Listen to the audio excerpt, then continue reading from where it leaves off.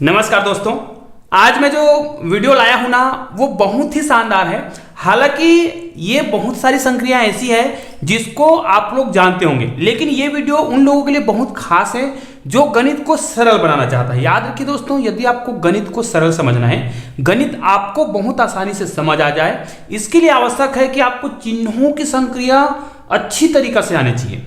और यदि आपको चिन्हों की संक्रिया बहुत अच्छे से आती है तो आपको गणित जिंदगी में कभी भी कठिन नहीं लगेगा। हम जब शुरुआत से ही गणित के चिन्हों को यदि समझ गए हैं तो हमको गणित में कभी भी कोई प्रॉब्लम नहीं होगा।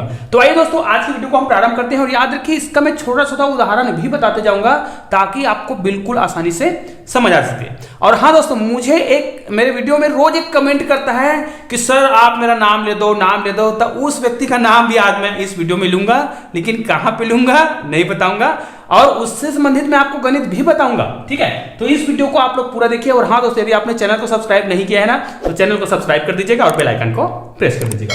आइए दोस्तों, आज का हम वीडियो प्रारंभ करते हैं। इसमें जो बेसिक चीजें होती है, जोड़ना, घटाना, गुना और भाग। तो देखो, भाग तो लास्ट की बात है, तो मैं आपको जोड़ना, घटाना, गुना, भाग की जो संक्रिया है उसको बहुत आसानी से समझाऊंगा, कुछ उदाहरण भी बताते जाऊंगा ताकि आपको बहुत आसानी से समझ आ जाए। ये चिन्हों की जो संक्रिया है हमें छोटे क्लासों में बताया जाता है, और ये यदि हमें याद है तो हमसे गणित में कभी भी कोई गलती नहीं होता है। देखो, सिंपल सी बात है। यहां पर मैं गुना की संक्रिया को बता रहा हूं। देखिए, यहां पर सभी में हमें गुना करना है, तो जब भी हम कोई संख्या लें और यदि दोनों संख्याएं धनात्मक है तो उसका आंसर जो आएगा वो भी धनात्मक आएगा, मतलब पॉजिटिव ही आता है। ये आप याद रखिएगा, ठीक है। लेकिन याद रखिए, कोई भी एक संख्या ऋणात्मक है, ध्यान दीजिए, तो उसका जो आंसर है वो हमेशा निगेटिव आता है, ये याद रख लीजिएगा। अब वो पहला संख्या धनात्मक हो या दूसरा संख्या धनात्मक हो, मतलब ये दोनों कंडीशन, ये देखिए, ये इसमें पहला संख्या ऋणात्मक है, दूसरा धनात्मक है तो भी निगेटिव आएगा। इसमें देखो, पहला संख्या धनात्मक है लेकिन दूसरा संख्या ऋणात्मक है, और उन दोनों संख्याओं को यदि हम गुना करें तो उसका आंसर भी कितना आएगा, उसका आंसर भी निगेटिव ही आता है। मतलब मान लीजिए कोई 5 गुणित 2 करता है, ठीक है, अब ये प्लस है, कुछ नहीं है, मतलब तो 5 दूनी 10 होगा, लेकिन याद रखिए पहला संख्या ऋणात्मक है तो ये ऋणात्मक ही आएगा आंसर। अब मान लीजिए कोई ऐसा करता है कि दूसरे संख्या को वो लेता है निगेटिव, ठीक है, और पहला संख्या को पॉजिटिव लेता है, तब भी 5 दूनी 10 ही होगा और इसका आंसर जो है ऋणात्मक ही आएगा। मतलब चाहे पहला संख्या धनात्मक हो या दूसरा संख्या, मतलब कोई एक संख्या ऋणात्मक है तो उसका जो टोटल आंसर है वो क्या आता है, निगेटिव ही आता है, ऋणात्मक आएगा। अब देखिए, यदि गुना करते समय हम देखते हैं कि दोनों संख्याएं यदि क्या हो, ऋणात्मक हो। उदाहरण के लिए यहां पर मैं कोई एक संख्या लेता हूं, ठीक है, मान लीजिए मैंने लिया 5, ऋण 5 लिया और गुणित ऋण 5 लिया, है ना। यहां पर गुना कर देते हैं, चलो गुना का चिन्ह लगा देते हैं, गुना, और ये इसको जब भी हम अगर ऋणात्मक लेते हैं तो कोष्टक में लगाते हैं। तो आपने देखा कि हम ऋण 5 और ऋण 5 को गुना कर रहे हैं, तो याद रखिए ऋण और ऋण का जो आंसर है वो हमेशा पॉजिटिव आता है, ठीक है। ऋण का यदि गुना करें तो उसका आंसर पॉजिटिव ही आएगा, ठीक है। तो 5 पंचे 25 होगा और इसका आंसर हमेशा पॉजिटिव आएगा, मतलब धनात्मक आएगा। लेकिन धनात्मक मतलब प्लस चिन्ह को लिखने की आवश्यकता नहीं होती है, तो इसलिए यहां पर चिन्हों को लिखने की आवश्यकता नहीं होती है, जो पॉजिटिव है। तो इस बात का विशेष रूप से ध्यान रखिएगा, दोनों संख्याएं ऋणात्मक हो तो उसका जो आंसर है वो पॉजिटिव आता है। और जब हम गणित हल करते हैं ना तो बहुत बार इस प्रकार की संक्रिया में गलती होती रहती है। तो आइए, गलती बिल्कुल अब नहीं होगा, मुझे उम्मीद है। अब देखिए, यहां पर हम देखते हैं प्लस चिन्ह का उपयोग करते हैं। जब भी हम प्लस चिन्ह का उपयोग करें तो हमें क्या करना है, ध्यान दीजिए, हमारे पास दो ही प्रकार का संख्या होता है, एक पॉजिटिव होता है और एक निगेटिव। तो क्या करेंगे, यदि हम किसी संख्या को जोड़ रहे हैं, ठीक है, अब यहां पर देखिए गुना वाला को भूल जाइए, जब हम जोड़ की संख्या लगाएं, एडिशन करें, अब यदि वो दोनों संख्या पॉजिटिव है तो निश्चित रूप से वो संख्या क्या आएगा, उसका जो आंसर आएगा वो पॉजिटिव ही आएगा, इसमें कोई दिक्कत नहीं है, ठीक है। उसी प्रकार जब कोई संख्या हम देखें उसमें से एक पॉजिटिव हो और दूसरा निगेटिव हो, कोई भी हो, भाई ध्यान दीजिएगा, कोई भी संख्या क्या हो, पॉजिटिव हो और कोई भी निगेटिव हो, तो उसमें जो संक्रिया होगी वो माइनस होगा, मतलब घटाने की संक्रिया करेंगे, ठीक है। मतलब यहां पर देखिए, यहां पर प्लस है और यहां पर माइनस है, और दोनों की संक्रिया क्या है, यहां पर प्लस की संक्रिया है, दोनों को हम जोड़ रहे हैं। ध्यान दीजिएगा, जोड़ की संक्रिया लगा रहे हैं, मतलब जोड़िच नहीं देना है। अगर कोई भी एक संख्या ऋणात्मक है और उनके बीच जोड़ की संक्रिया लगा रहे हैं तो उस संख्या में क्या होती है, संक्रिया क्या होती है, घटाने की संक्रिया होगी, मतलब उसको हम घटाएंगे, ठीक है। लेकिन यहां पर जो आंसर आएगा वो पॉजिटिव आएगा कि निगेटिव आएगा, वो इस बात पर निर्भर करेगा कि जो संख्या बड़ा हो, यहां पर जो भी संख्या बड़ा होगा, मतलब यहां पर बड़ी संख्या है ना, बड़ी संख्या का जो चिन्ह होगा वो आता है। ठीक है, बड़ी संख्या का चिन्ह को आपको यहां पर लगाना पड़ेगा, ये इसका बेसिक कॉन्सेप्ट है। ठीक है, बड़ी संख्या का चिन्ह लगाना है भाई। उदाहरण के लिए मैं आपको यहां पर एक उदाहरण बता देता हूं। +7 है और माइनस, यहां पर प्लस की संख्या लगा रहा है, चलो यहां पर मैं लगा रहा हूं संख्या प्लस की लगा रहा हूं, लेकिन यहां पर जो संख्या है -5 है। अब देखो हमने संख्या कौन सा लगाया, प्लस का लगाया। पहला संख्या धनात्मक है, दूसरा संख्या ऋणात्मक है। तो मैंने क्या बताया, जब दोनों संख्याओं में कोई एक संख्या ऋणात्मक हो और दूसरा धनात्मक हो, इसको लिखने की आवश्यकता नहीं होती है सामने चिन्ह को, तो संख्या हो रही है वो धनात्मक, हम संख्या लगा रहे हैं धन का। लेकिन देखो एक धनात्मक हो और एक ऋणात्मक हो तो हमेशा क्या होता है, घटता है, ये तो तय है। तो चिन्ह किसका लगाएंगे, जो दोनों में क्या हो, बड़ा हो। तो बड़ा कौन सा है, 7 है, तो यहां पर संक्रिया देखो 7 में 5 घटाएंगे तो कितना आएगा, 2 आएगा। लेकिन चिन्ह किसका लगाएंगे, जो बड़ा है। तो यहां पर 7 बड़ा है तो यहां पर प्लस, और प्लस को लगाने की आवश्यकता नहीं होती, ये आप जानते हैं। तो यहां पर देखिए हमने क्या किया, अगर दो विपरीत चिन्ह है और प्लस का संक्रिया लगा रहे हैं तो क्या लगाएंगे, संक्रिया तो करेंगे घटाने का, घटेगा मतलब संख्या, और चिन्ह लगाएंगे बड़ा वाला। वही कंडीशन इसमें भी होता है, ये सेम कंडीशन इसमें भी लागू होगा। दो संख्याएं, चाहे पहला संख्या धनात्मक हो या ऋणात्मक हो, दूसरी संख्या धनात्मक या ऋणात्मक हो, दोनों की भी संक्रिया हो रहा है योग का, तो दोनों घटेगा ही, हर बार घटाना ही है। चिन्ह उसका लगाएंगे जो बड़ा है। सिंपल सी बात, ये बहुत महत्वपूर्ण है। जब हम दो संख्या लेते हैं और दोनों संख्या ऋणात्मक है, मान लीजिए मैंने यहां पर दिया, मान लीजिए ऋण 8 लिया मान लिया जाए, और दोनों संख्याओं को मैं क्या कर रहा हूं, जोड़ रहा हूं। ये संख्या अलग अलग हो सकता है, कुछ भी हो सकता है, चल मैंने यहां पर ले लिया -2। अब देखिए दोनों संख्याएं, दोनों संख्या जो है क्या है, अलग अलग है, और उसमें हम संक्रिया लगा रहे हैं योग का। ठीक है, योग का संक्रिया लगा रहे हैं, तो याद रखिए इसमें यदि दोनों चिन्ह समान है तो चिन्ह क्या आएगा, मतलब ऋणात्मक की बात कर रहे हैं तो चिन्ह इसमें ऋणात्मक ही आएगा। ठीक है, दोनों यदि ऋणात्मक हो तो चिन्ह तो ऋणात्मक ही आएगा। अब यहां पर देखिए एक्चुअल में ऐसा कहा जाए, धन और ऋण का जो गुना है, यहां पर जब मैं हल करूंगा धन और ऋण का गुना, तो गुना वाले में आ जाओ, धन और ऋण का गुना कहां पे है, यहां पर देखिए ये लास्ट वाला, ये देखो धन और ऋण का गुना क्या आता है, ऋण आता है। तो यहां पर इसको हम लिखेंगे तो 8 - 2 लिखेंगे ना, ये देखो तो 8 - 2। अब देखो दोनों चिन्ह क्या हो गए, ऋणात्मक, और मैंने बताया है अगर ऋण समान है, चिन्ह समान है, ऋण है ना, दोनों ही ऋण है, तो क्या करेंगे, यहां पर दोनों जुड़ेगा और 8 और 2 क्या हो जाएगा, 10। जब दोनों चिन्ह ऋणात्मक हो तो ऋण चिन्ह ही आता है और दोनों क्या होते हैं, जुड़ जाते हैं। इस बात को हमेशा याद रखिए। यहां पर बच्चे अक्सर गलती कर देते हैं कि दोनों चिन्ह यदि ऋणात्मक हो तो घटा देते हैं, घटाना नहीं है, जोड़ना है, लेकिन चिन्ह ऋण ही रखना है।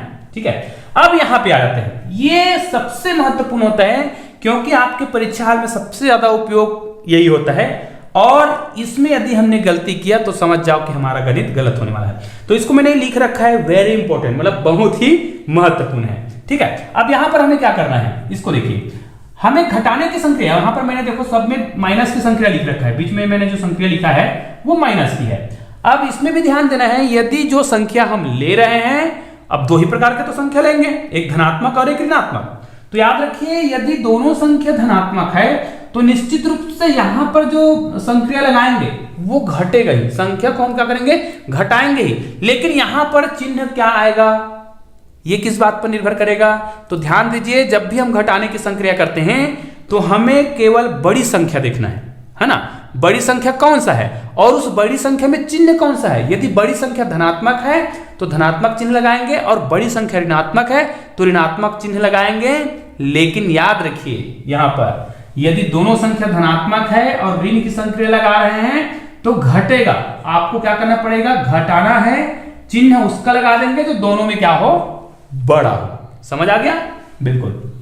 दूसरा, यदि पहला चिन्ह क्या हो, धनात्मक हो, दूसरा ऋणात्मक हो, तब हम क्या करेंगे, ध्यान दीजिए, हमें यहां पर एक संक्रिया पता है, यदि दूसरा संख्या ऋणात्मक हो तो यहां पर हम क्या करेंगे, उदाहरण के लिए मैं समझा रहा हूं, 5 ऋण और ऋण 2, ये देखो ये धनात्मक है और ये ऋणात्मक है, तो ऋण का गुना करने की जो संक्रिया आप जानते हो, यहां से ऋण और ऋण का गुना कर दीजिए पहले तो ऋण और ऋण का गुना करेंगे तो ये ऋण हट जाएगा, ऋण का गुना क्या हो जाता है, धन हो जाता है। ये देखो तो कितना आ गया, 5 और 2 7 आ गया। कहने का मतलब क्या है, ध्यान दीजिए, यदि कोई संख्या, और एक बात और याद रखिए, जिस संख्या को आप घटा रहे हो यदि वो ऋणात्मक है समझ आ रहा होगा, जिस संख्या को घटा रहे हैं वो ऋणात्मक है तो ऋण ऋण का धन बना देता है, तब आंसर किस में आएगा, धनात्मक ही आएगा। इस कंडीशन में इसका जो आंसर है वो पॉजिटिव आता है, इस बात को याद रखिए, ठीक है। और संख्याएं क्या हो जाएगा, जुड़ जाएगा, है ना।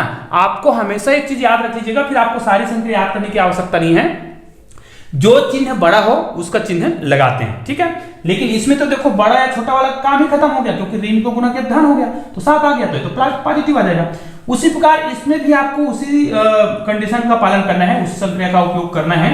लेकिन याद रखिए यहाँ पर देखिए दूसरा वाला संख्या क्या है, धनात्मक है, तो यहाँ पर आपको ध्यान देना है। मान लीजिए हमें कोई संख्या दिया गया है जिसमें मैंने मान लीजिए यहाँ पर लिख दिया -11 लिखा, और यहाँ पर माइनस लिखा, और यहाँ पर मैंने लिख दिया +2, ठीक है।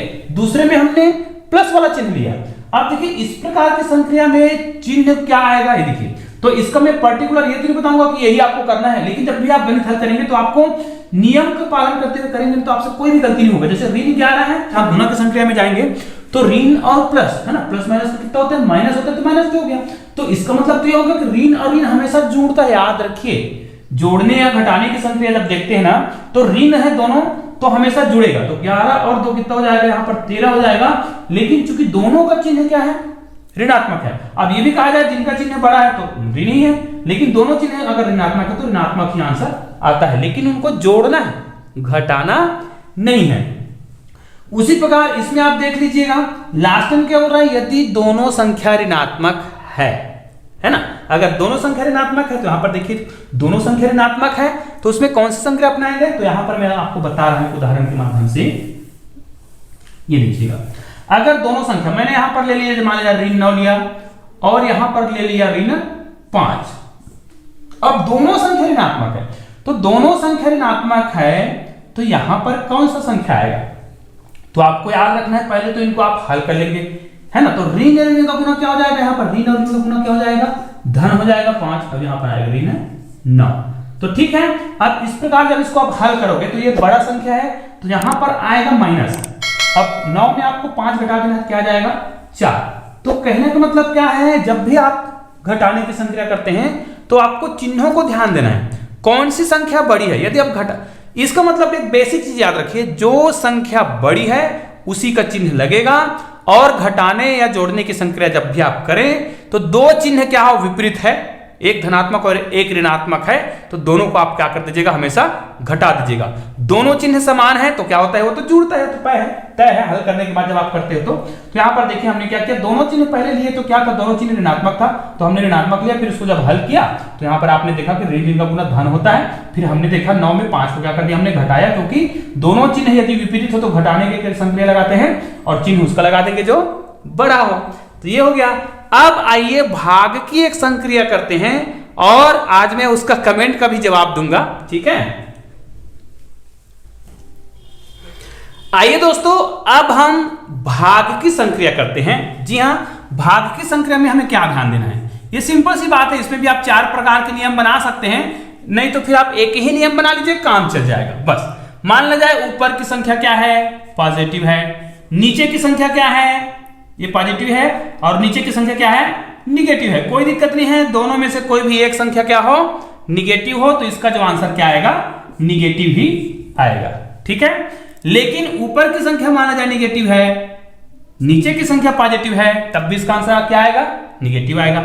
मान लिया जाए ऊपर की संख्या निगेटिव है, नीचे की संख्या भी निगेटिव है, दोनों ही संख्या निगेटिव है, तब इसका आंसर क्या आएगा, पॉजिटिव आएगा। अब दोनों संख्या पॉजिटिव है तो बताने की आवश्यकता नहीं है। अब इसका आंसर मैं बता रहा हूं। एक हमारे जो यूट्यूबर फ्रेंड है कहा जाए, ये मुझे रोज कमेंट करते हैं, भाई सर आप मेरा नाम नहीं ले रहे हो। तो भाई हम अपने वीडियो में कमेंट का नाम कैसे लेते हैं, जब कोई कमेंट करता है तो उसका नाम कैसे लेते हैं, वो कोई विशेष गणित भेज देता है जिसका हमें जवाब देना पड़ जाता है, तब हम विशेष रूप से उसका नाम लेते हैं। तो ये तो मुझे इतना, आप सुनोगे ना तो आपको हंसी आएगा। ये देखिए यहाँ पर मैं उसका कमेंट को लिख देता हूँ, आप देख लीजिएगा इसके साथ में। इसने लिखा था, सर आप मेरा वीडियो में नाम ले दीजिएगा, अभी नहीं लिए हो तो नेक्स्ट वीडियो में नाम लीजिएगा।